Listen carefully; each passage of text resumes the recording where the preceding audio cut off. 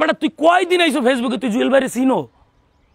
তুই উমরকে নিয়ে সমস্যা, তোর নাসারে নিয়ে সমস্যা, তোর জুয়েল ভাইরে নিয়ে সমস্যা, মানে টোটাল বাংলাদেশে তোর সবাইকে নিয়ে সমস্যা, মানে তোর সবার উপরে থাকতে হবে কেন?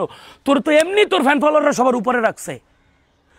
এই যে তুই আমিনকে, নাসা টিমকে প্রকাশ্যে এতগুলা মানুষের সামনে তুই আমিনের জাইঙ্গে খুলতে বললি, আমি আমার জাইঙ্গে দিব তোরে, তুই আইস কোন জায়গায়, তুই ডেট দে। আমি একদম প্রকাশ্যে বললাম থটসঅ্যাপ বিল্লাল, তুই যেই জায়গায় ডেট দিবি ওই জায়গায় আসবি, তোর সামনে ক্যামেরার সামনে আমি আমার আন্ডারওয়্যার খুললে তোর মুখের মধ্যে আন্দাই দিমু।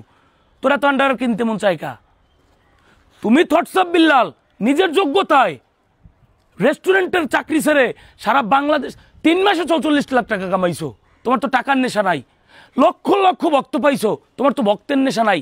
তাহলে এই যে মানবতার কাজ, তুই কত বড় কাজটা করলা, 10 লক্ষ টাকা তুললে দিলে, আবার এই যে দিনে দিনে দিনে 10 লক্ষ, 5 লক্ষ, 8 লক্ষ সবাইকে নিয়া, সব ক্রিয়েটর কমিউনিটি নিয়ে এই যে ফান্ডটা কালেকশন করতেছিলা, এটা লাভ রইল কি? এইটার নাম রইল কই?